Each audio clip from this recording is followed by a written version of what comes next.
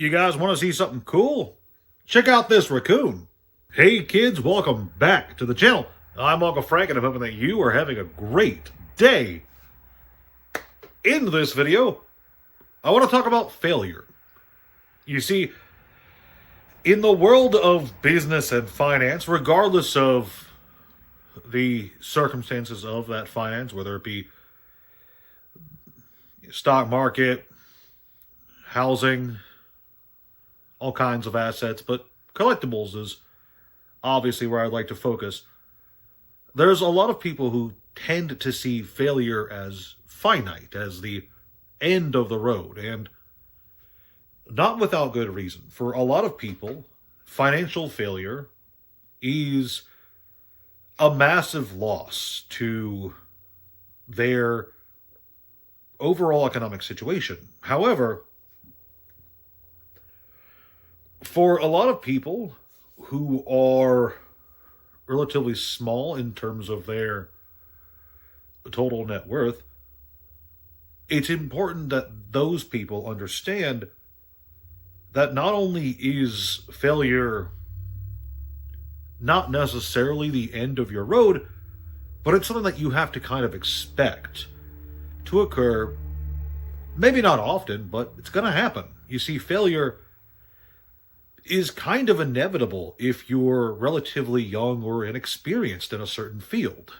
And there are two kinds of failures that people tend to experience when it comes to the world of finance. When it comes to running your own business, whether it be in a brick and mortar store or online, or, just trying to manage your own money in some way, and maybe I shouldn't say not two kinds of failure, but more two major sources of failure. And both have different effects and ways you can respond to them, but it's important that you understand that regardless of what causes your failure, as long as you are able to learn from the experience and keep moving forward and change your game plan accordingly and learn from your mistakes, failure is more often than not an opportunity to improve. So let's talk about this. The first kind of failure is the one that is the easiest to fix, and that is you failed because you were uninformed to the best of your ability.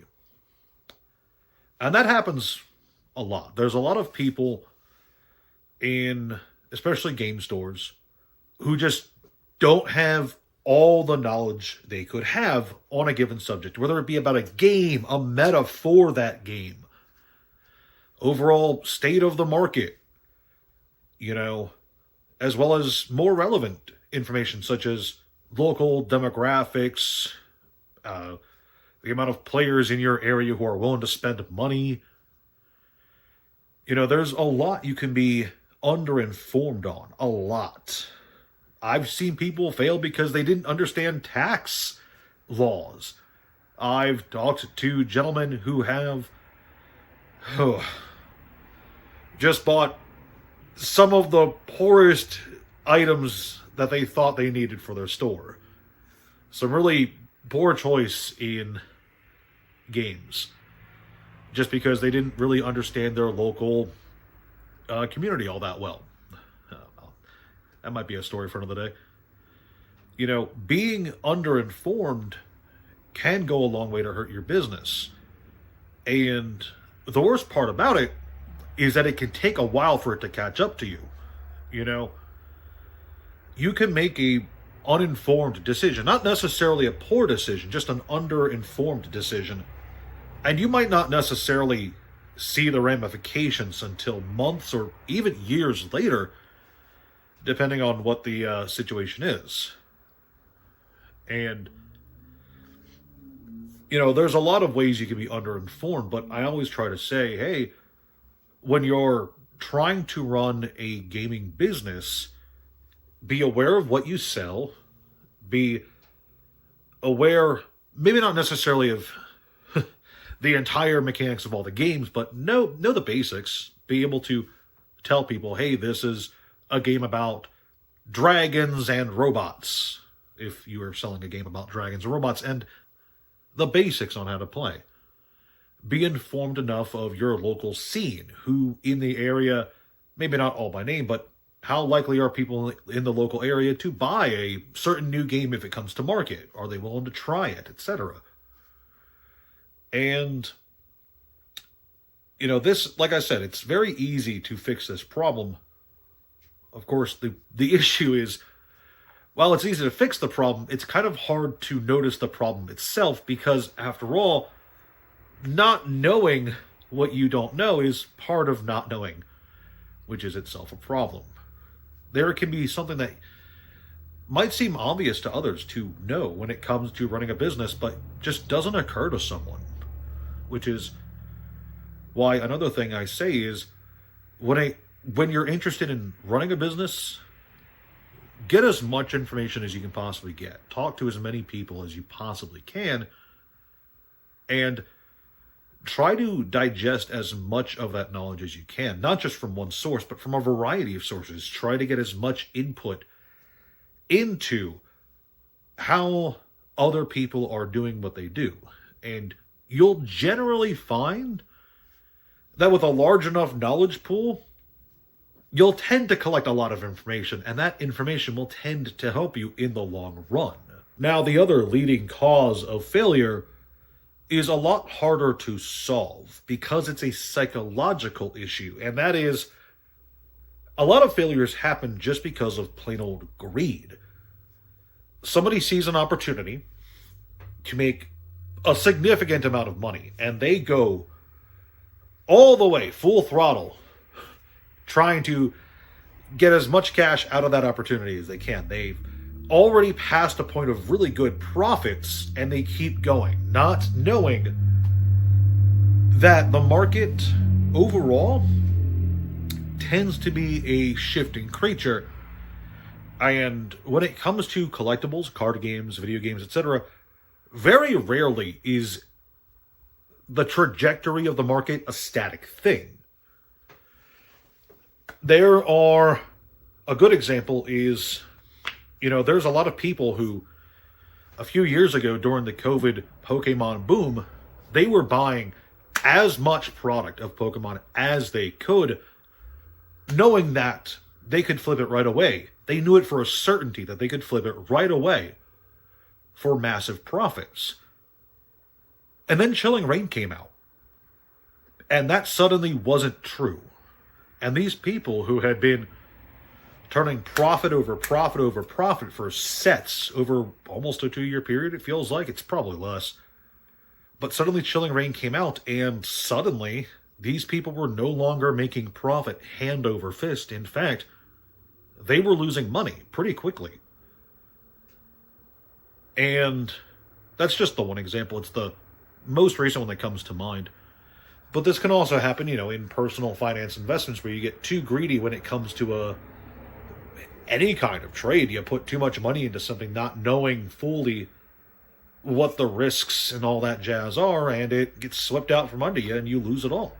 Now, the solution to not having enough information is doing your best to get as much information as you can. However, when it comes to greed, the only solution is discipline, and that's entirely on you. So when it comes to that, obviously you as an individual have to evaluate whether or not you can resist being greedy if the opportunity for greed arises. And I don't mean don't take the opportunity to take money if there's money on the table. But oftentimes, greed isn't about taking an opportunity. Greed is about taking an opportunity without evaluating all the possible risks and just going in blind without seeing what is all on the table. When it comes to that, it can feel like you were just misinformed. However, if you weren't greedy and you were misinformed, maybe you wouldn't have put so much money onto 37 chilling rain cases.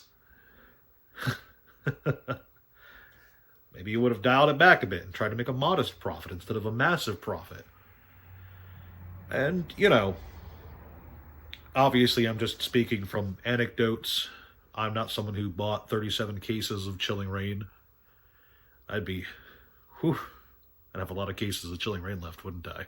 Beyond the ideas of what can cause failure itself, it's important that you as an individual look at failure, as I said previously, as an opportunity to be better, to get better at what you do, to be more informed, more careful, and overall more efficient with how you run your business. And, there's a lot of people who fail once, they hit that brick wall, something goes wrong, and they give up. And then they never try that business venture again. But then there's other people. There's other people who learn from their mistakes. And they continue to make mistakes, but they don't give up. They learn from their further mistakes. And they keep going. And they keep going. And they keep going with nothing but determination and passion behind them. And I know it can seem cliche, but the people who learn and improve and keep trying are going to be overall maybe not more successful than someone who just lucked into the perfect game plan, but they are going to be better equipped for harsh turns in a market that come their way. And we've seen it before in the world of collectibles. Prices ebb and flow. Things change. Nothing is static. And the people who learn from past mistakes and past events and market swings, those people are going to be much better equipped to handle what comes over turbulent times in the market. And that's really all I've got to say today, kids. I originally wanted this to be a completely different video, but just the thought of talking about failure, it just kind of wormed its way into my mind today. This is Epic PvP. It's a really fun card game. It's not a trading card game, but it is a very fun card game. And at some point in the next week or so, I'm going to talk about this with you guys. Look forward to that one. Anyway, that is the end of today's video. I hope you gleaned something from it, and I hope that if you experience hardships financially in the future, you can push through it with whatever determination you can manage to find. Anyway, please remember all that algorithm-pleasing stuff, liking the video, sharing it, subscribing, all that jazz, and, of course, the big one, your uncle's fat and needs to get healthy. So for every like this video gets, I'll be doing a push-up in the next one. And I'll see you kids then. My previous video got 22 likes.